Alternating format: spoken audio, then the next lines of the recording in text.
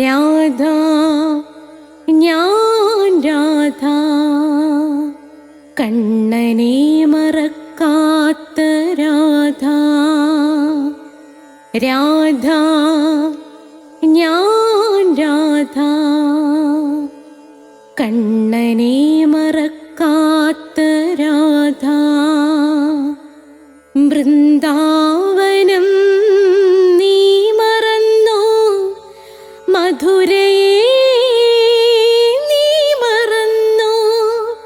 വൃന്ദാവനം നീ മറന്നോ, മധുരയെ നീ മറന്നോ. രാധയെ നീ മറന്നോ, കണ്ണാ പൈക്കളെ നീ മറന്നോ.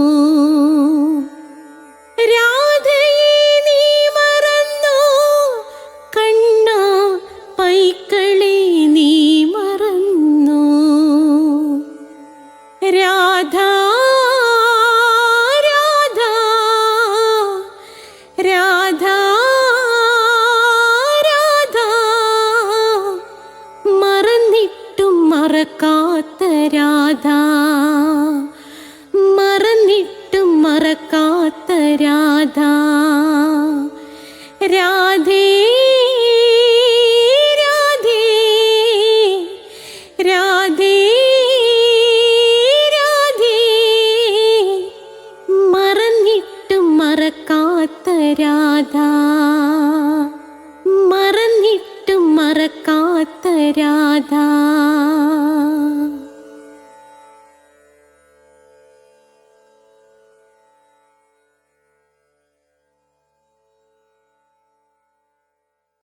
രാധേ രാധേ ഓ രാധേ രാധേ രാധേ രാധേ ഓ രാധേ രാധേ. രാധേ രാധേ എന്ന ചാനലിലെ ശ്രീബുദ്ധൻ്റെ കഥകളിലേക്ക് സ്വാഗതം. രണ്ടാമത്തെ എപ്പിസോഡാണിത്. എല്ലാ തിങ്കളാഴ്ചയും 3 മണിയാകുമ്പോൾ രാധാറാണി അനുഗ്രഹിച്ചാൽ, ഗുരുവായൂരപ്പനും അനുഗ്രഹിച്ചാൽ നാരായണീയം നിങ്ങളുടെ കൈകളിലേക്ക് എത്തുന്നതാണ്. എല്ലാ ചൊവ്വാഴ്ചയും കൃഷ്ണൻ്റെ രാധയെക്കുറിച്ചുള്ള എപ്പിസോഡാണ് രാധയുടെ പ്രണയം. ഇപ്പോൾ 83 എപ്പിസോഡുകൾ കഴിഞ്ഞിരിക്കുകയാണ്. അതേ കണക്ക് അതിൻ്റെ മുമ്പുള്ള എപ്പിസോഡുകൾ പ്ലേലിസ്റ്റിൽ കിട്ടുന്നതാണ്. എല്ലാ ബുധനാഴ്ചയും നിങ്ങൾക്ക് ശ്രീബുദ്ധൻ, സാക്ഷാൽ ശ്രീബുദ്ധൻ്റെ ജീവിതകഥ, കൃഷ്ണാവതാരമായ ശ്രീബുദ്ധൻ്റെ ജീവിതകഥ ലഭിക്കുന്നതാണ്. എല്ലാ വ്യാഴാഴ്ചയും അഷ്ടപതിയുടെ ക്ലാസ് ലഭിക്കുന്നതാണ്. എല്ലാ വെള്ളിയാഴ്ചയും ബുദ്ധൻ്റെ ധർമ്മപദം നിങ്ങൾക്ക് ലഭിക്കുന്നതാണ്. അപ്പോൾ ഇത് നിങ്ങൾക്ക് പ്ലേലിസ്റ്റിൽ നിന്ന് കിട്ടുന്നതാണ്. ഇതുകൂടാതെ പ്ലേലിസ്റ്റിനകത്ത് നിങ്ങൾക്ക് സ്പോക്കൺ ഇംഗ്ലീഷിൻ്റെ ക്ലാസ് ഉണ്ട്. അത് 8 എപ്പിസോഡ് വരെ ഞാൻ ഇട്ടിട്ടുണ്ട്. അതേ കണക്ക് തന്നെ നിങ്ങൾക്ക് അതിനകത്തുനിന്ന് തന്നെ സ്പോക്കൺ ഇംഗ്ലീഷ് കൂടാതെ ജ്യോതിഷമുണ്ട്. ഓരോ മാസത്തിൽ ജനിച്ചവരുടെ ഫലങ്ങൾ, നക്ഷത്ര ഫലങ്ങൾ, ജ്യോതിഷപരമായ സംശയത്തിന് എൻ്റെ ഡിസ്ക്രിപ്ഷൻ ബോക്സിൽ നമ്പർ കൊടുത്തിട്ടുണ്ട്. 9645333999 എന്ന നമ്പറിലേക്ക് നിങ്ങൾ വിളിച്ചാൽ മതി. അപ്പോൾ പ്ലേലിസ്റ്റിനകത്ത് കഠിന കൃഷ്ണഭക്തനായിരുന്ന ഞാൻ എങ്ങനെ രാധാഭക്തനായി, അത് നിങ്ങൾ നിശ്ചയമായും കണ്ടിരിക്കണം. കഠിന കൃഷ്ണഭക്തനായ ഞാൻ എങ്ങനെയാണ് രാധാഭക്തനായത്. അപ്പോൾ ആ വീഡിയോ കൊടുത്തിട്ടുണ്ട്. ഒരിടത്തൊരിടത്തൊരു അച്ഛൻ ഉണ്ടായിരുന്നു എന്നൊരു സെൻറ്റിമെൻ്റൽ അറ്റാച്ച്മെൻ്റ് ഉള്ള യഥാർത്ഥ കഥ അതിനകത്ത് കൊടുത്തിട്ടുണ്ട്. ഹിന്ദുക്കൾ അറിയേണ്ടവയുണ്ട്. മീരാഭായിയുടെ കഥയുണ്ട്. അഷ്ടാവക്ര ഗീത, കൃഷ്ണന് പ്രിയപ്പെട്ട അഷ്ടാവക്ര ഗീത വളരെ പ്രധാനപ്പെട്ടതാണ്. അത് നമ്മുടെ മാസ്റ്റർ പീസാണ്. തീർച്ചയായിട്ടും അത് കണ്ടിരിക്കുമല്ലോ. അപ്പം നമുക്ക് ശ്രീബുദ്ധൻ്റെ എപ്പിസോഡ് 2 കടക്കാം. 1ാമത്തെ എപ്പിസോഡ് കണ്ടിട്ടില്ലാത്തവർ നിങ്ങൾ പ്ലേലിസ്റ്റ് എടുത്താൽ 1ാമത്തെ എപ്പിസോഡ് നിങ്ങൾക്ക് കിട്ടുന്നതായിരിക്കും. അപ്പോൾ നമുക്ക് ഭഗവാനെ സ്മരിച്ചുകൊണ്ട് തുടങ്ങാം. ഓം മഹാഗണപതയേ നമഃ. ഓം രാധായേ സ്വാഹ. രാധേ രാധേ ഓ രാധേ രാധേ രാധേ രാധേ ഓ രാധേ രാധേ രാധേ രാധേ ഓ രാധേ രാധേ രാധേ രാധേ ഓ രാധേ രാധേ രാധേ രാധേ ഓ രാധേ രാധേ രാധേ രാധേ ओ राधे राधे बरसाने वाली राधा रानी की जय। എൻ്റെ മാതാവ് രാധാറാണിക്ക് ജയ്. നമുക്ക് സർവ്വ ഐശ്വര്യങ്ങളും വാരിക്കോരി തരുന്ന നമ്മുടെ പൊന്ന് രാധാറാണി അമ്മക്ക് ജയ്. നമുക്ക് രോഗങ്ങൾ വരാതെ കാത്തുരക്ഷിക്കുന്ന രാധാറാണി അമ്മക്ക് ജയ്. നമ്മളെ സർവ്വ പാപങ്ങളിൽ നിന്നും മോചിപ്പിക്കുന്ന രാധാറാണി അമ്മക്ക് ജയ്. ശ്രീബുദ്ധന്റെ കഥ രണ്ടാമത്തെ എപ്പിസോഡ്. ശ്രീബുദ്ധൻ യശോദയെ കണ്ടപ്പോൾ തന്നെ ശ്രീബുദ്ധന്റെ മനസ്സിളകി. അപ്പോൾ ജ്ഞാനോദയം കിട്ടിക്കഴിഞ്ഞതിന് ശേഷം ശ്രീബുദ്ധനായി മാറിയ ശേഷം ശിഷ്യന്മാര് ചുറ്റുമിരുന്നിട്ട് ചോദിച്ചു, അല്ലയോ ഗുരു, എത്രയോ സ്ത്രീകളെ അങ്ങ് കണ്ടു, കൊട്ടാരത്തിൽ എത്രയോ സുന്ദരികളുണ്ടായിരുന്നു, അവരെ ആരെയും കണ്ടിട്ട് മനസ്സിലാകാത്ത അങ്ങയുടെ മനസ്സ് എന്തുകൊണ്ടാണ് യശോദരെ കണ്ടപ്പോൾ ഇളകിയത്? അപ്പോൾ ബുദ്ധ ഭഗവാൻ ഒരു നിമിഷം ഒന്ന് പുഞ്ചിരിച്ചു. എന്നിട്ട് ശിഷ്യന്മാരെ നോക്കി. ശിഷ്യന്മാരാകട്ടെ ഇത് കേൾക്കാനുള്ള ആകാംക്ഷയില് കാതുകൾ ഇങ്ങനെ കൂർപ്പിച്ചിരിക്കുകയാണ്. ബുദ്ധൻ ഒന്നുകൂടി എല്ലാവരെയും നോക്കി. ഒരു നിമിഷം ബുദ്ധനൊന്ന് ധ്യാനത്തിലേക്ക് പോയി. ധ്യാനത്തിലേക്ക് പോയതിനു ശേഷം ബുദ്ധൻ പറഞ്ഞു, നൂറ്റാണ്ടുകൾക്ക് മുമ്പ് യമുനയുടെ ഉത്ഭവസ്ഥാനം, അവിടെ ഒരു ദേവിയുണ്ട്, നന്ദാദേവി എന്നാണ് പേര്. അതാണ് അവിടുത്തെ പ്രതിഷ്ഠ. അവിടെ കുറെ വേട കന്യകമാര് അവരിങ്ങനെ ഓരോരോ കളികൾ കളിക്കുകയാണ്. അവരോടൊപ്പം ഒരു കാട്ടാളക്കുട്ടിയും കളിക്കുന്നുണ്ട്. ഒരു സന്ധ്യാസമയം, ആ സന്ധ്യാസമയത്ത് വേട കന്യകമാര് കളിക്കുകയാണ്. ഒരു മുയൽക്കൂട്ടം ഓടുന്ന മാതിരി ഓടുകയാണവര്. അതൊരു മത്സരമാണ്. ആരും ജയിക്കാം. കാരണം എല്ലാവരും ഒപ്പത്തിനൊപ്പം തന്നെ നിൽക്കുകയാണ്. സകല ആൾക്കാരും ഒപ്പത്തിനൊപ്പം നിൽക്കുകയാണ്. അപ്പോൾ ബുദ്ധൻ ഒന്ന് നിർത്തി. ബുദ്ധ ഭഗവാൻ ഒന്ന് നിർത്തിയിട്ട് ശിഷ്യന്മാരുടെ മുഖത്തേക്ക് നോക്കി. ശിഷ്യന്മാരാകട്ടെ വീണ്ടും ആകാംക്ഷയോടുകൂടി തങ്ങളുടെ ഗുരുവിൻ്റെ അടുക്കലേക്ക് ശിഷ്യന്മാർ നോക്കുകയാണ്. അപ്പോൾ ബുദ്ധൻ പറഞ്ഞു, ആ വിനോദം കണ്ട് ആ കാട്ടാളക്കുട്ടി നല്ല ആസ്വദിക്കുകയാണ്. പക്ഷേ ആ കാട്ടാളക്കുട്ടി ഒരു കാര്യം കണ്ടു. ഇവരെല്ലാവരും മുയലിനെ പോലെ ചാടിച്ചാടിയുള്ള ഓട്ടത്തിൽ എല്ലാവരും ഒരുപോലെ എത്തി. ആരും ജയിച്ചില്ല, ആരും തോറ്റതുമില്ല. അപ്പോൾ ആ കാട്ടാളക്കുട്ടി എന്ത് ചെയ്തു? ഒരു കന്യകയുടെ തലമുടിയിൽ പൂക്കൾ തിരികെ കൊടുത്ത് ആദരിച്ചു. എന്നിട്ട് മറ്റൊരു പെണ്ണിൻ്റെ തലമുടിയിൽ വണ്ടാരൻ കോഴിയുടെയും കാട്ടുകോഴിയുടെയും നല്ല പുള്ളിയുള്ള തൂവല് കൊണ്ട് അലങ്കരിച്ചു. വേറൊരു വേടത്തി പെണ്ണിനെ പിടിച്ചു. ആ പെണ്ണിൻ്റെ തലമുടിയിൽ ദേവതാരുവിൻ്റെ കുരു കൊണ്ടുള്ള മാല ചാർത്തി കൊടുത്തു. അങ്ങനെ ഓരോരോ കന്യകമാരെത്തി. ഓരോരുത്തർക്കും ഓരോ രീതിയിൽ ആദരിച്ചു. കാരണം എല്ലാവരും ജയിച്ചിരിക്കുകയല്ലേ, എല്ലാവർക്കും ആ കാട്ടാളക്കുട്ടിയെ ഇഷ്ടമാണ്. അങ്ങനെ ഇരുന്നപ്പോൾ ഒടുവിൽ ഒരു കന്യകയെത്തി. അവക്കു മാത്രം ആ കാട്ടാളക്കുട്ടി ഒരു മാൻകുട്ടിയെ സമ്മാനിച്ചു. ഒപ്പം തൻ്റെ ഹൃദയവും സമ്മാനിച്ചു. അവരുടെ കണ്ണുകളിടഞ്ഞു. ആ കാട്ടാളക്കുട്ടി വേടച്ചെറുക്കൻ്റെയും വേടപ്പെണ്ണിൻ്റെയും കണ്ണുകളിടഞ്ഞു. ആ കണ്ണുകളിലൂടെ വേടച്ചെറുക്കൻ തൻ്റെ സ്നേഹം ഒരു താലത്തിലെന്ന പോലെ അവൾക്ക് നൽകി. അവളത് രണ്ട് കൈയും നീട്ടി സ്വീകരിച്ചു. ആ ബന്ധം വളർന്നു വന്നു. ആ കാട്ടാളക്കുട്ടിക്ക് ഈ കാട്ടാളപ്പെണ്ണിനെ വേടകന്യകയെ കാണാതിരിക്കാൻ നിവർത്തിയില്ലാത്ത അവസ്ഥയിലേക്ക് എത്തിച്ചേർന്നു. അവര് പരസ്പരം പലതവണ കണ്ടുമുട്ടി. ഒടുവിൽ കാട്ടാളക്കുട്ടി തൻ്റെ ഹൃദയം തുറന്നു, തനിക്കിഷ്ടമാണെന്ന്. ആ പെൺകുട്ടിയും പറഞ്ഞു, എനിക്കും നിന്നെ ഇഷ്ടമാണെന്ന് പറഞ്ഞു. ആ വേടച്ചെറുക്കനും ആ വേടപ്പെണ്ണും ആ നിമിഷം മുതൽ ഒന്നായി. അവർ പരസ്പരം ആ കാടുകളിൽ ഓടിക്കളിച്ചു. കാടിൻ്റെ വിജനതയിൽ അവർ പരസ്പരം ഒറ്റയ്ക്കിരുന്നു. അവർ രണ്ടുപേരും യമുനയിൽ മുങ്ങിക്കുളിച്ചു.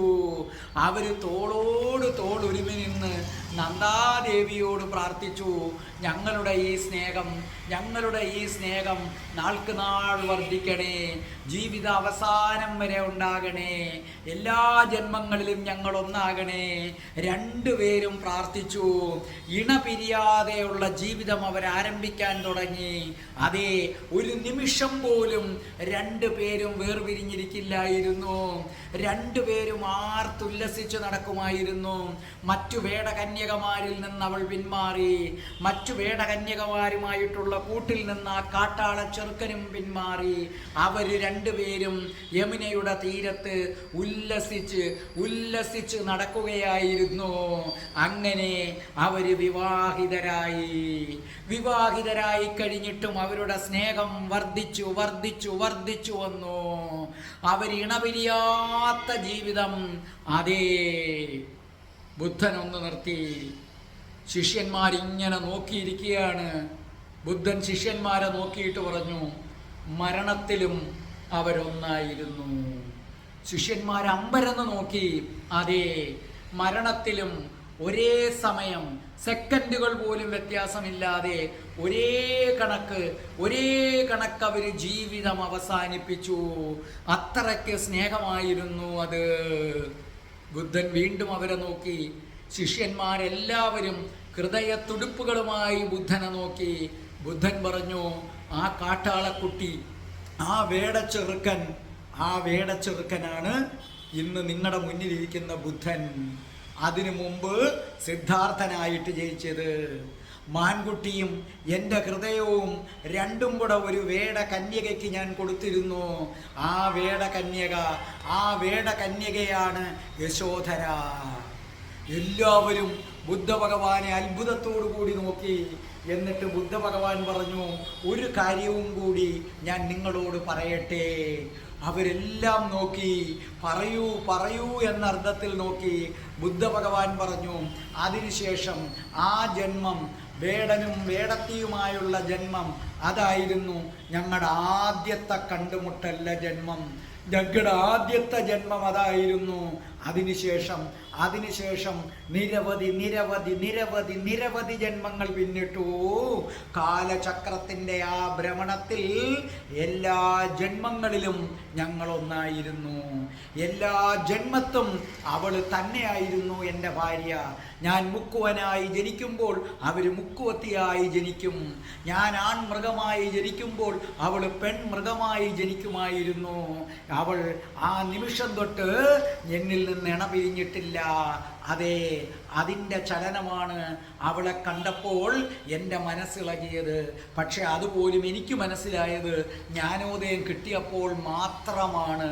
അതിനു മുമ്പ് എനിക്ക് പോലും അറിയില്ലായിരുന്നു. ശിഷ്യന്മാര് ആ കഥ നിർവൃതിയോടുകൂടി കേട്ടിരുന്നു.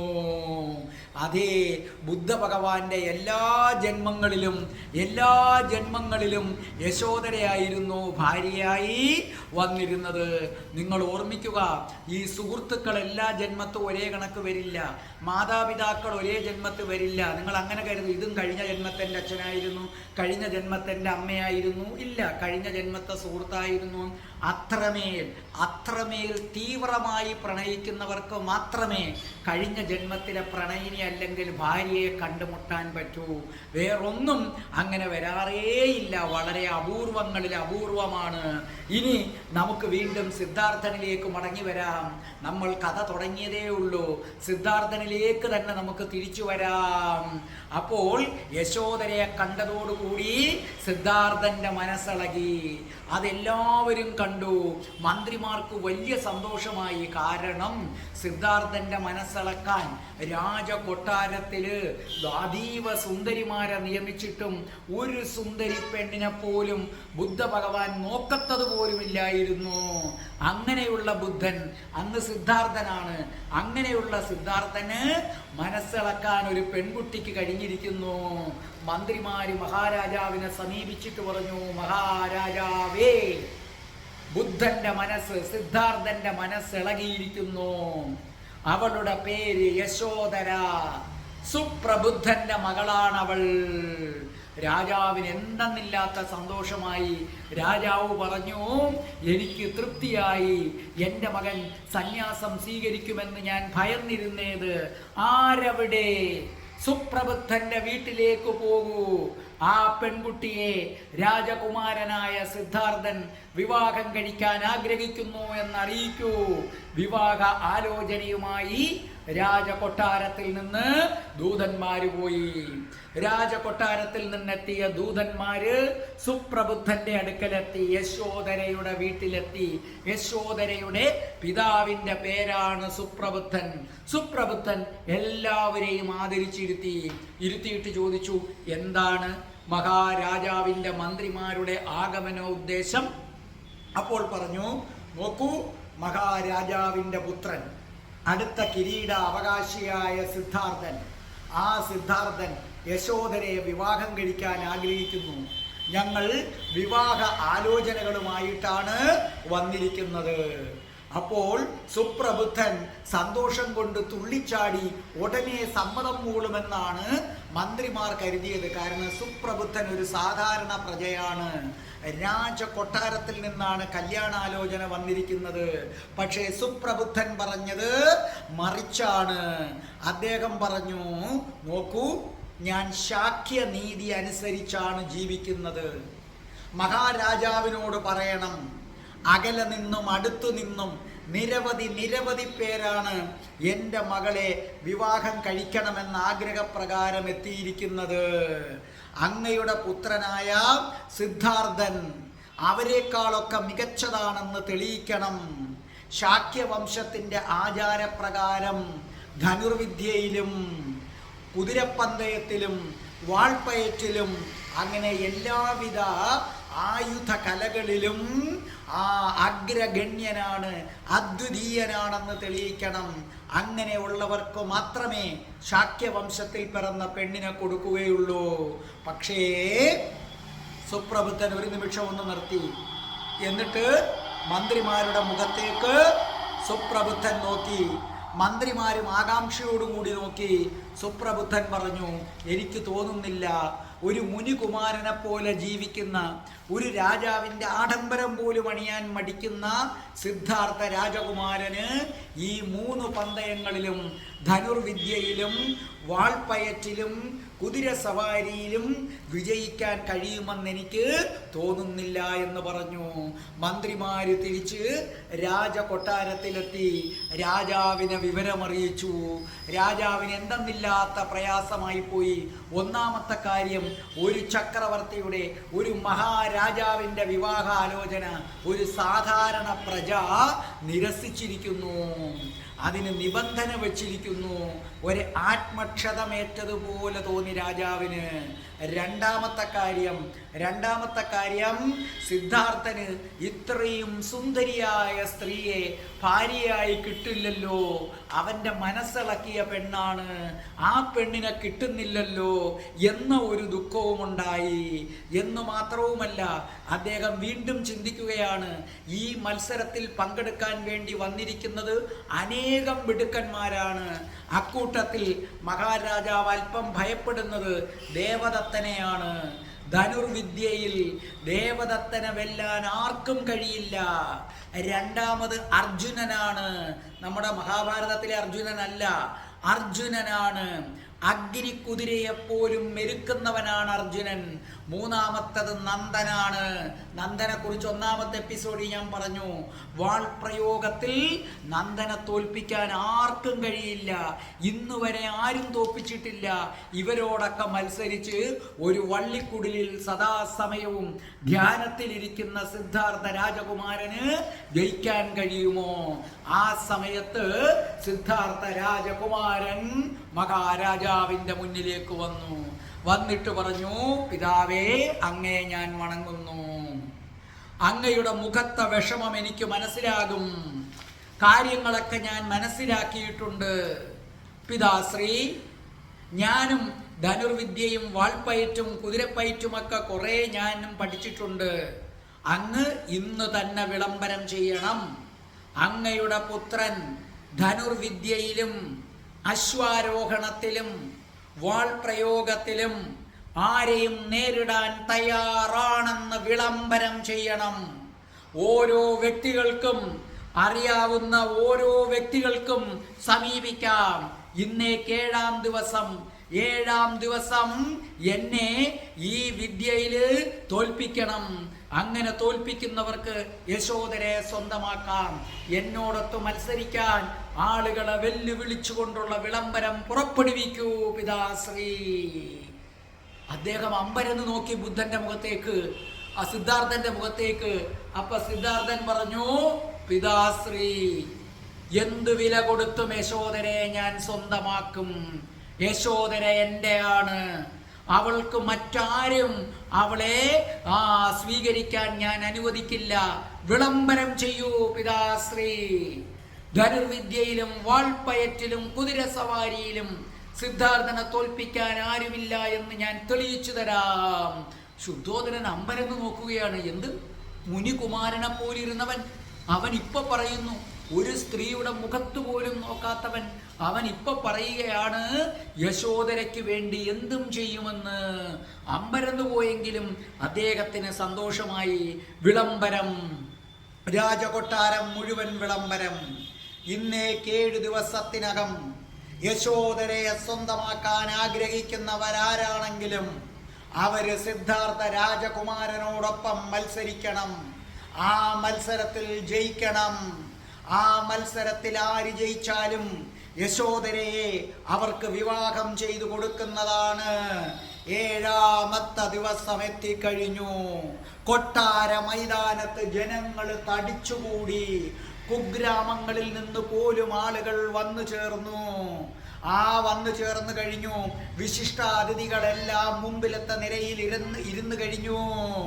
ഈ സമയത്തേക്ക് എല്ലാ കണ്ണുകളും ഒരിടത്തേക്ക് നീങ്ങി. സകല കണ്ണുകളും ഒരിടത്തേക്ക് നീങ്ങി. ബന്ധുക്കളോടൊപ്പം അതാ വരികയാണ് യശോധര. ജന്മാന്തരങ്ങളായി സിദ്ധാർത്ഥന്റെ പെണ്ണ്, സിദ്ധാർത്ഥന്റെ മാത്രം പെണ്ണായിരുന്ന യശോധര അടിവെച്ച് വരികയാണ്. അതും നവവധുവിന്റെ വേഷവിധാനത്തിലാണ്. ആര് ജയിക്കുന്നു ആ നിമിഷം തന്നെ താലി ചാർത്തും. അപ്പോൾ തന്നെ സംഗീത ഉപകരണങ്ങളിൽ നിന്ന് പാട്ടുകൾ മുഴങ്ങി, പെരുമ്പറ മുഴങ്ങി. എങ്ങും ഉത്സവ പ്രതീതിയായി കഴിഞ്ഞു. പല മിടുക്കന്മാരുണ്ടെങ്കിലും അത്യധികം മിടുക്കരായ അർജുനനും ദേവദത്തനും നന്ദനനും എത്തി. ആ സമയത്ത് എല്ലാവരും കാണുകയാണ്, അതാ സിദ്ധാർത്ഥൻ വരികയാണ്. ഒരു വെളുത്ത കുതിരയുടെ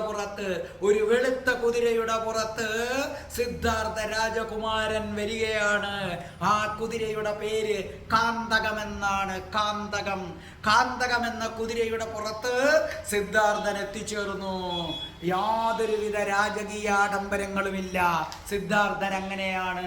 രാജകീയ ആഡംബരങ്ങളിൽ നിന്ന് കുട്ടിക്കാലം മുതലേ വിട്ടു നിൽക്കുകയാണ്. സിദ്ധാർത്ഥൻ കുതിരപ്പുറത്ത് നിന്ന് താഴേക്കിറങ്ങിയിട്ട് സിദ്ധാർത്ഥൻ യശോദരയെ ഒന്ന് നോക്കി. യശോദരയുടെ കണ്ണുകളും സിദ്ധാർത്ഥന്റെ കണ്ണുകളും തമ്മിലിടഞ്ഞു. സിദ്ധാർത്ഥൻ യശോദരയെ നോക്കി ഒന്ന് പുഞ്ചിരിച്ചതിന് ശേഷം കാന്തകത്തിനെ ഒന്ന് തലോടി. എന്നിട്ട് പറഞ്ഞു, യശോദ ഒരു രത്നമാണ്. ഈ രത്നത്തിന്റെ അവകാശി ഞാനാണ്. മറിച്ച് ആര് കരുതുന്നെങ്കിലും അവർക്ക് മുന്നോട്ട് വരാം. അവിടെ നിൽക്കുന്നവരെ എല്ലാം നോക്കി ഒന്നാമത്തെ അധ്യായത്തിൽ ഞാൻ പറഞ്ഞിട്ടുണ്ടായിരുന്നു, ഓർമ്മയില്ലേ? ബുദ്ധന്റെ സഹോദരൻ, സർവ്വവിധ ആഡംബരങ്ങളിലും കഴിയുന്നവൻ, എല്ലാവരും യശോദയെ സ്വന്തമാക്കാനായിട്ട് നിൽക്കുകയാണ്. ആ സമയത്ത് ബുദ്ധന്റെ സഹോദരനെ കുറിച്ച് ഞാൻ നിങ്ങളോട് പറഞ്ഞിട്ടുണ്ട്, സുന്ദരനായ നന്ദൻ. ആ സമയത്ത് നന്ദൻ എഴുന്നേറ്റിട്ട് പറഞ്ഞു, സിദ്ധാർത്ഥ, അമ്പെയ്ത്ത് മത്സരത്തിൽ എന്നെ തോൽപ്പിക്കുവാൻ സിദ്ധാർത്ഥന് കഴിയുമോ? അത്രയും പറഞ്ഞതിന് ശേഷം 6 ഗൗ, അതൊരളവാണ്, 6 ഗൗ അകലത്തിൽ ഒരു പിച്ചള ചെണ്ട വെച്ചിട്ടുണ്ട്. ആ പിച്ചള ചെണ്ട നിൽക്കുന്നതിൽ നിന്ന് 6 ഗൗ അകലത്തിൽ ആര് നിൽക്കുകയാണ്? നന്ദൻ നിൽക്കുകയാണ്. ആ നന്ദൻ അവിടെ നിന്നുകൊണ്ട് എന്ത് ചെയ്യുന്നു? ഒരു അസ്ത്രമെടുത്തു. ആ അസ്ത്രമെടുത്തപ്പോൾ അത് ആ ചെണ്ട തുളച്ച് കയറിക്കൊണ്ടുപോയി.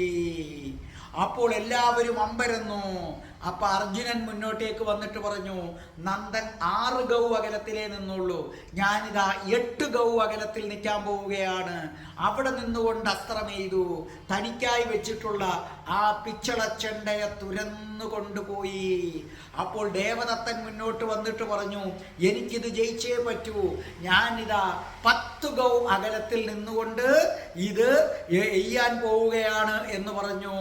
10 ഗൗ അകലത്തിൽ നിന്നുകൊണ്ട് അതങ്ങോട്ട് എയ്തു കഴിഞ്ഞ പിച്ചള ചെണ്ടയെ ഭേദിച്ചു.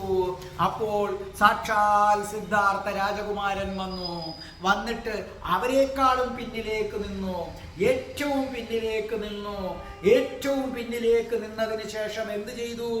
അർജുനൻ, ദേവദത്തൻ, ഇനി സിദ്ധാർത്ഥൻ വന്ന് വില്ല് കുലയ്ക്കാനായിട്ട് പോയി. യശോദര കണ്ണുകൾ പൊത്തിക്കളഞ്ഞു. കാരണം തൻ്റെ പ്രിയപ്പെട്ടവൻ, താൻ ആഗ്രഹിക്കുന്നു, തന്നെ വരണമാല്യം ചാർത്തേണ്ടവൻ, അവൻ ഇത് പറ്റില്ല, മുനികുമാരനാണ്. സിദ്ധാർത്ഥൻ പരാജയപ്പെടുന്നത് കാണാനുള്ള കരുത്തില്ല. ആ കരുത്തില്ലാതെ യശോദര മുഖം പൊത്തിക്കളഞ്ഞു. സിദ്ധാർത്ഥൻ പുഞ്ചിരിച്ചു കൊണ്ടുവന്നു. കെട്ടുകെട്ടി ചാപപ്പാത്തി എഴുന്നതായുള്ള ആ വലിയ വില്ലങ്ങോട്ടെടുത്തു. ആ വില്ലെടുത്തു. കരുത്തന്മാർക്ക് മാത്രം പൊക്കാൻ കഴിയുന്ന വില്ല്, ഒരു ചാൺ വളയ്ക്കാൻ പോലും ആർക്കും കഴിഞ്ഞിട്ടില്ലാത്ത വില്ല്. ഇതിനു മുമ്പ് അർജുനനും മറ്റും എടുത്തതിനേക്കാൾ ദേവദത്തൻ ഉപയോഗിച്ചതിനെക്കാട്ടിയും നന്ദൻ ഉപയോഗിച്ചതിനെക്കാട്ടിയും ഭാരമുള്ള വില്ലാണ് ഇവിടെ എടുത്തിരിക്കുന്നത്. ഒരാൾക്കൊറ്റയ്ക്ക് പൊക്കാൻ പോലും കഴിയാത്ത വില്ല്, ഇന്ന് വരെ ഒരു ചാൺ വളയ്ക്കാൻ പോലും ആർക്കും കഴിഞ്ഞിട്ടില്ലാത്ത വില്ലാണ് എടുത്തിരിക്കുന്നത്.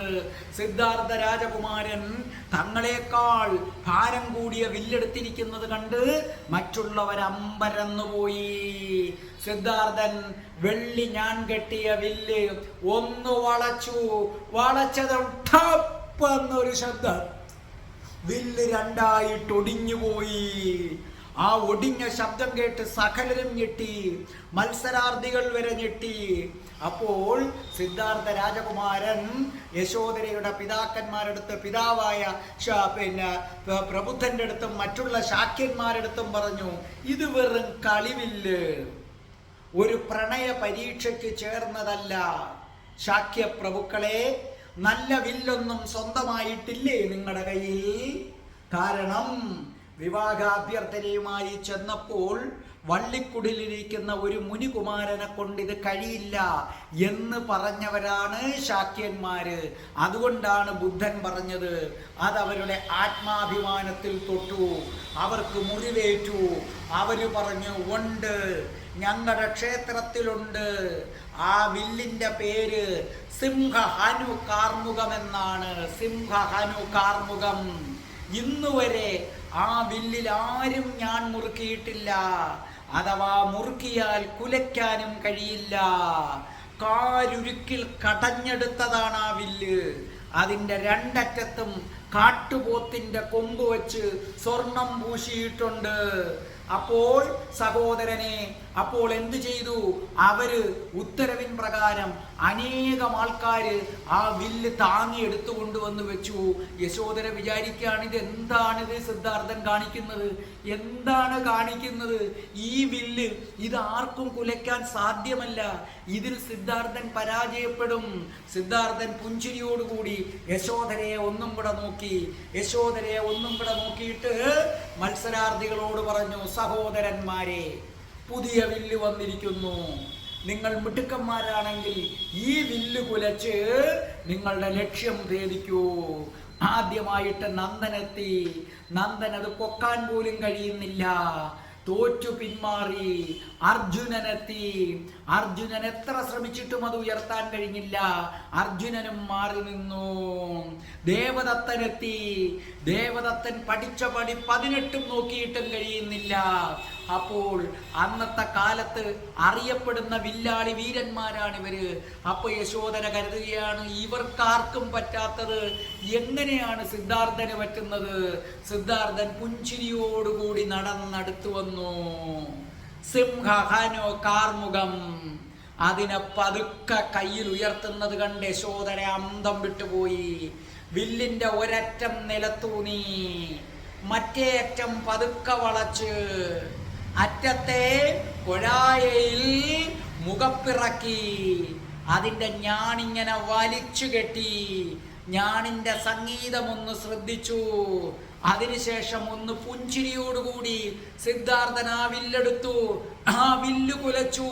മൂളിപ്പറന്നുകൊണ്ട് അസ്ത്രം പോയി. കഴുകന്മാര് ആകാശത്ത് ചിറകട്ടിച്ചു പറക്കുന്നത് പോലെ ആ ശബ്ദം ആ നഗരി മുഴുവൻ മുഴങ്ങി.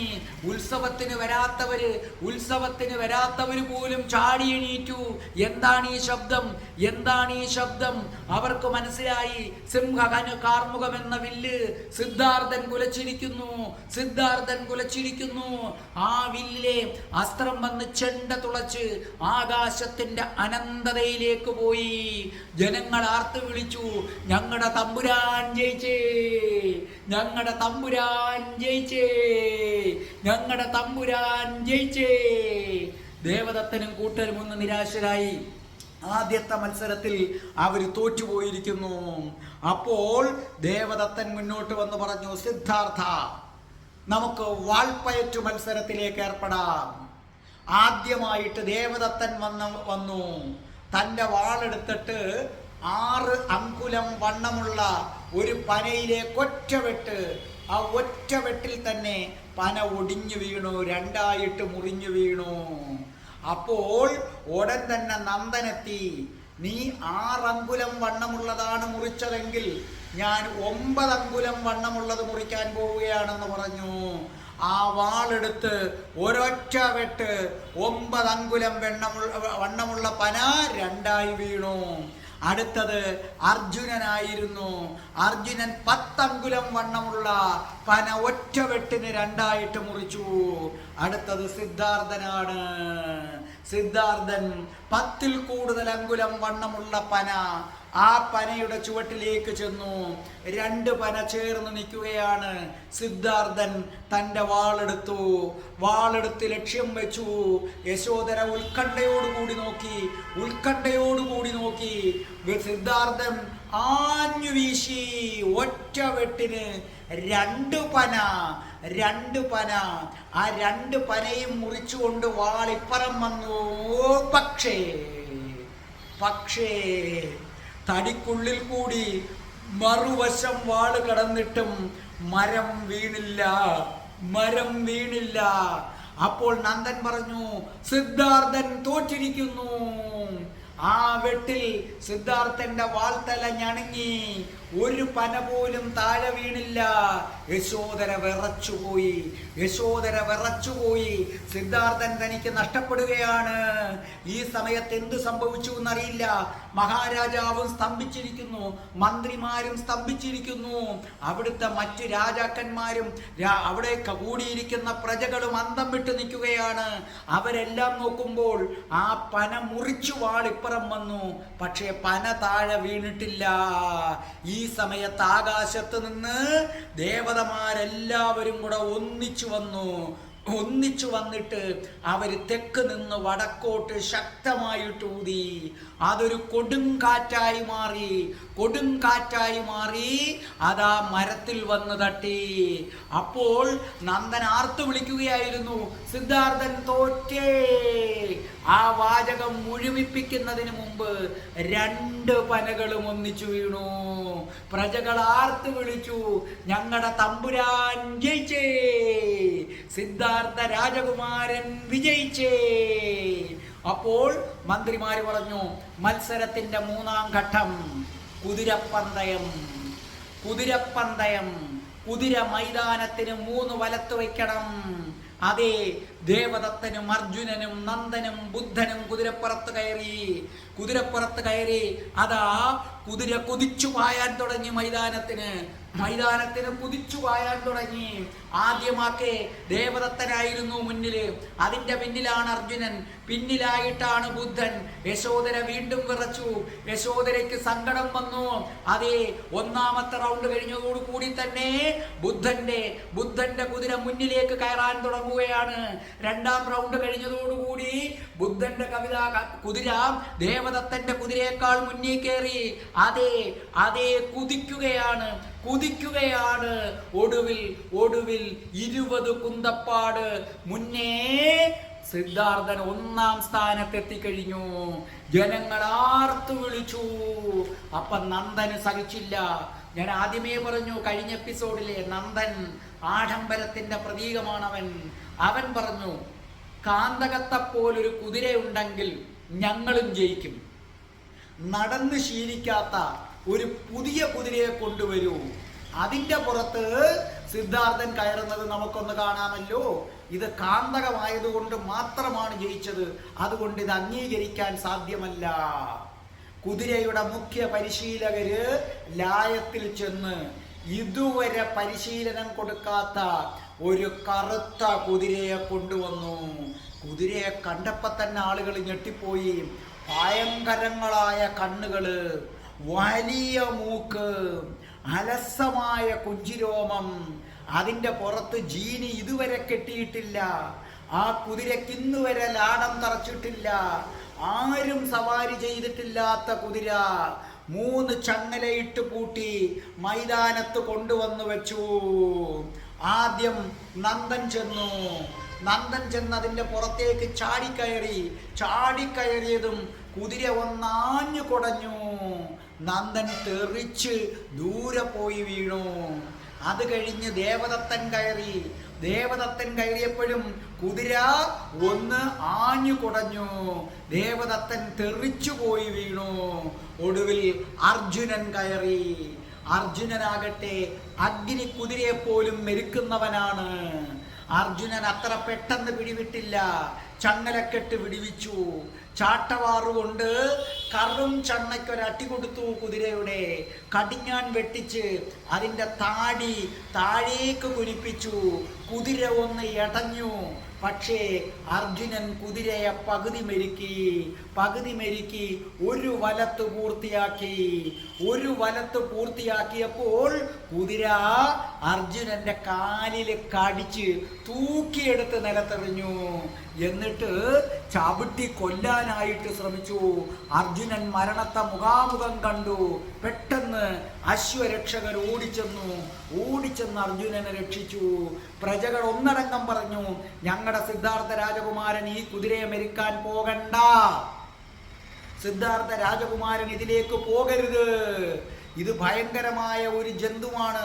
ഇതുമായി കളിക്കണ്ട. ഇതിന്റെ രക്തം പോലും കൊടും തീയാണ്. വേണ്ട എന്ന് പറഞ്ഞു. ആ സമയത്ത് ബുദ്ധൻ പതുക്കെ നടന്നെടുത്തു. ഒരു പുഞ്ചിരിയോടുകൂടി ബുദ്ധൻ നടന്നെടുത്തിട്ട് പറഞ്ഞു, അതിന്റെ ചങ്ങല വിടുക, കടിഞ്ഞാൻ ദൂരെ മാറ്റൂ, കുഞ്ചിരോമം മാത്രം മുറുകെ പിടിച്ച് ഞാൻ ഈ കുതിരയെ മെരുക്കി യാത്ര ചെയ്യാം. ബുദ്ധൻ അടുത്തു വന്നു. വലത് കൈ അതിൻ്റെ കണ്ണുകളിൽ വെച്ച് എന്തോ ഒന്ന് പറഞ്ഞു. അപ്പോൾ കോപം വരണ്ടിരുന്ന കുതിരയുടെ മുഖത്ത് ഒരു ശാന്തത വന്നു. ബുദ്ധൻ അതിൻ്റെ കഴുത്തിൽ തലോടി. അതിൻ്റെ കിതയ്ക്കുന്ന പള്ളഭാഗത്ത് തലോടി. അപ്പോൾ കുതിര തല മെല്ലെ ചായ്ച്ചു, ഒരു ദൈവത്തെ വണങ്ങുന്നത് പോലെ വണങ്ങി. ബുദ്ധൻ കുതിരയുടെ പുറത്തേക്ക് ചാടിക്കയറി. ശ്വാസം വിടാതെ യശോദര ഇത് കണ്ടുകൊണ്ടിരിക്കുകയാണ്. കുതിര അനങ്ങുന്നതേയില്ല. അശ്വരക്ഷകര് കടിഞ്ഞാൻ കൊടുത്തു. സിദ്ധാർത്ഥൻ കാൽമുട്ടുകൊണ്ട് കുതിരയെ ഒന്നനക്കി. കുതിര മുന്നോട്ട് പാഞ്ഞു. അനുസരണയുള്ള ഒരു കുട്ടിയെ പോലെ മുന്നോട്ട് പാഞ്ഞു. 1-ാം റൗണ്ട് പൂർത്തിയാക്കി, 2-ാം റൗണ്ട് പൂർത്തിയാക്കി, 3-ാം റൗണ്ട് പൂർത്തിയാക്കി. യശോദര അത്ഭുതത്തോടിയിരിക്കുന്നു, മന്ത്രിമാർ അത്ഭുതത്തോടു കൂടിയിരിക്കുന്നു, പ്രജകൾ അത്ഭുതത്തോടു കൂടിയിരിക്കുന്നു. 3-ാമത്തെ റൗണ്ട് പൂർത്തിയായപ്പോൾ പ്രജകൾ ആർത്തു വിളിച്ചു, ഞങ്ങളുടെ സിദ്ധാർത്ഥ രാജകുമാരൻ വിജയിച്ചേ. യശോദര സിദ്ധാർത്ഥ രാജകുമാരന്. യശോദരയുടെ പിതാവായ സുപ്രബുദ്ധന് സന്തോഷം അടക്കാൻ കഴിഞ്ഞില്ല. അദ്ദേഹം പറഞ്ഞു, മകനെ സിദ്ധാർത്ഥ, നീ തന്നെ ജയിക്കണമെന്നാണ് ഞാൻ ആഗ്രഹിച്ചത്. പക്ഷേ മുനികുമാരനെ പോലിരിക്കുന്ന നിനക്കത് അസാധ്യമെന്ന് കരുതി വള്ളിക്കുടിലിൽ ധ്യാനവുമായിട്ടിരുന്ന നീ എപ്പോഴാണിത് പഠിച്ചത്? ഞാൻ യശോദരയുടെ പിതാവ് ഇവിടെ വെച്ച് പ്രഖ്യാപിക്കുന്നു, യശോദര എന്ന രത്നത്തെ ഞാനിതാ സിദ്ധാർത്ഥന് കൊടുക്കാൻ അനുവാദം നൽകിയിരിക്കുന്നു. കേട്ടപാടെ യശോദര എഴുന്നേറ്റു. കയ്യിലൊരു പിച്ചിപ്പൂമാല, കറുപ്പും കസവ് പൂണ്ട നേരിയതും കൊണ്ട്. ശ്രദ്ധിച്ചു കേട്ടോ ആ വാചകം. യശോദര ധരിച്ചിരിക്കുന്ന വസ്ത്രം കറുപ്പും കസവും പൂണ്ട നേരിയതുകൊണ്ട് നെറ്റി മൂടിയിരിക്കുകയാണ്. അവിടെ നിന്ന് മന്ദം നടന്നു വന്നു. പരീക്ഷണത്തിൽ തോറ്റ് നിരാശരായി നിൽക്കുന്ന ദേവദത്തന്റെയും നന്ദന്റെയും അർജുനന്റെയും അടുക്കലൂടെ നടന്ന് കുതിരപ്പുറത്തിരിക്കുന്ന സിദ്ധാർത്ഥന്റെ അടുക്കലെത്തി. യശോദരയെ കണ്ടതും സിദ്ധാർത്ഥൻ കുതിരപ്പുറത്ത് നിന്ന് ചാടിയിറങ്ങി. സിദ്ധാർത്ഥന്റെ മുന്നിൽ വന്ന് നിന്നപ്പോൾ യശോദര തൻ്റെ മുഖം മറച്ചിരിക്കുന്ന വസ്ത്രം മാറ്റി. ആ കറുത്ത വസ്ത്രം മാറ്റിയിട്ട് ശ്രീബുദ്ധനെ സിദ്ധാർത്ഥനെ നോക്കി ഒന്ന് പുഞ്ചിരിച്ചു. സിദ്ധാർത്ഥന്റെ കഴുത്തിൽ മാലയിട്ടു. കൂടിയിരുന്ന പ്രജകൾ കുരവയിട്ടു. യശോദര ബുദ്ധന്റെ നെഞ്ചിലേക്ക് മുഖമമർത്തി. അതെ, ബുദ്ധൻ യശോദരയെ ചേർത്ത് പിടിച്ചു.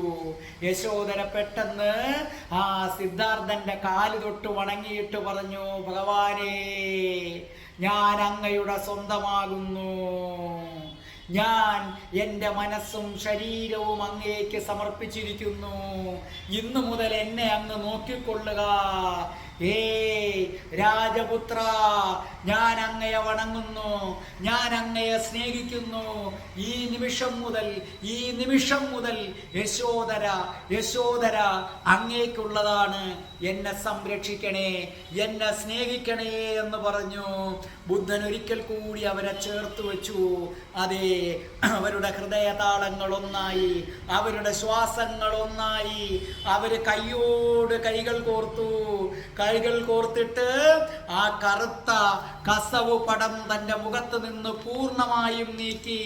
രണ്ടുപേരും കൂടി ഒന്നിച്ച് സഞ്ചരിക്കാൻ തുടങ്ങി. അവരൊന്നിച്ച് നടന്നു വരാൻ തുടങ്ങി.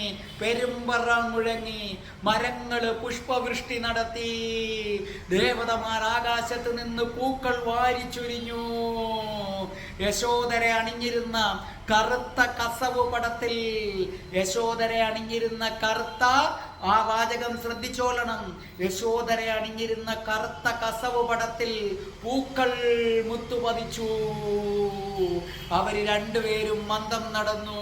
പിതാവിന്റെ അടുക്കലെത്തി. ശുദ്ധോദനൻ എന്തെന്നില്ലാത്ത ആഹ്ലാദം. അവര് രണ്ടുപേരും ശുദ്ധോദനനെ വണങ്ങി. ശുദ്ധോദനൻ അവരെ ആശീർവദിച്ചിട്ട് സകല പ്രജകളുടെയും സാന്നിധ്യത്തിൽ സിദ്ധാർത്ഥനും യശോദരയും ഒന്നാകുന്നു.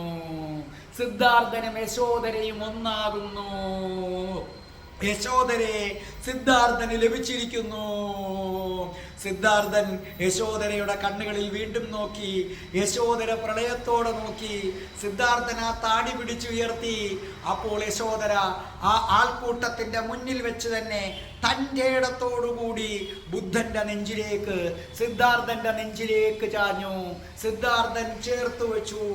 അതേ ധൈര്യത്തോടുകൂടി അവരുടെ മുന്നിൽ വെച്ച് സിദ്ധാർത്ഥന്റെ നെറ്റിയിൽ ചുംബിച്ചു. സിദ്ധാർത്ഥനും ചുംബിച്ചു. ആളുകൾ അത് കണ്ട് നിർവൃതി അടഞ്ഞു. രാധേ രാധേ ചാനൽ കാണുന്നവരെ, രാധേ രാധേ ചാനൽ കാണുന്നവരെ, ഞാൻ നിങ്ങളെ അല്പം മുന്നോട്ടേക്ക് കൊണ്ടുപോവുകയാണ്. അല്പം മുന്നോട്ടേക്ക് എൻ്റെ കൂടെ വരൂ. ജ്ഞാനോദയം കിട്ടി സിദ്ധാർത്ഥൻ, ജ്ഞാനോദയം കിട്ടി ബുദ്ധനായി മാറിക്കഴിഞ്ഞു. ശിഷ്യന്മാർ 4 ചുറ്റും കൂടിയിരിക്കുകയാണ്. 4 ചുറ്റും ശിഷ്യന്മാരും കൂടിയിരിക്കുന്നു. അവർ ചോദിക്കുന്നു, അല്ലയോ ഭഗവാനെ, ഇപ്പോൾ പഴയ സിദ്ധാർത്ഥനല്ല, യശോദരയും എല്ലാം ഉപേക്ഷിച്ച് ജ്ഞാനം നേടി ബോധോദയം നേടി ബുദ്ധനായിരിക്കുകയാണ്. ബുദ്ധൻ്റെ അടുത്ത് ശിഷ്യന്മാർ വന്നിട്ട് ചോദിച്ചു, ഭഗവാനെ, എന്തുകൊണ്ടാണ് യശോദര കസവു പതിച്ച കറുത്ത തുണി ധരിക്കുന്നത്? യശോദര എപ്പോഴും അതാണല്ലോ ധരിക്കുന്നത്. മാത്രവുമല്ല, എന്തുകൊണ്ടാണ് യശോദരയ്ക്ക് ഇത്രയും ധൈര്യം? മറ്റു സ്ത്രീകൾക്കില്ലാത്ത ഒരു ഗർവം യശോദരയ്ക്കുള്ളതായി ഞങ്ങൾ കാണുന്നു. സാധാരണ സ്ത്രീകൾക്ക് ഇങ്ങനെയുള്ള പ്രത്യേകതകളില്ല. ഭഗവാനെ, ഞങ്ങൾ ചോദിക്കുന്നത് കൊണ്ടൊന്നും തോന്നരുത്. ആ കസവു പതിച്ച കറുത്ത തുണി ധരിക്കുന്നത് എന്തുകൊണ്ടാണ് ഭഗവാനെ? എന്തുകൊണ്ടാണ് യശോദരയ്ക്ക് ഇത്രയും ധൈര്യം, ഇത്രയും ധീരത, ഇത്രയും ഗർവ് യശോദരയ്ക്ക് വന്നത് എന്തുകൊണ്ടാണ്? ബുദ്ധൻ അവരെ ഒന്ന് നോക്കി. ബുദ്ധൻ അവരെ ഒന്ന് നോക്കി. ബുദ്ധൻ ഒന്ന് പുഞ്ചിരിച്ചു. ബുദ്ധൻ ഒന്ന് പുഞ്ചിരിച്ചു. ബുദ്ധന്റെ വാക്കുകൾക്കായി എല്ലാവരും കാതോർത്തു. എല്ലാവരും ബുദ്ധന്റെ മുഖത്തേക്ക് നോക്കി. ബുദ്ധന്റെ ആ പുഞ്ചിരി അതൊരു സന്യാസിയുടെ പുഞ്ചിരി ആയിരുന്നില്ല. ജ്ഞാനോദയം കിട്ടിയ ഒരാളിന്റെ പുഞ്ചിരി ആയിരുന്നില്ല. പിന്നെയോ പിന്നെയോ പിന്നെയോ രാധേ രാധേ ഓ രാധേ രാധേ രാധേ രാധേ ഓ രാധേ രാധേ രാധേ രാധേ ഓ രാധേ രാധേ രാധേ രാധേ ഓ രാധേ രാധേ രാധേ രാധേ ഓ രാധേ രാധേ രാധേ രാധേ ഓ രാധേ രാധേ. അടുത്ത ബുധനാഴ്ച 3ാമത്തെ എപ്പിസോഡുമായി ഞാൻ വീണ്ടും വരും. ഓം ശ്രീം ഹ്രീം ക്ലീം ഐം രാം രാസേശ്വരി രാധികായൈ സ്വാഹാ.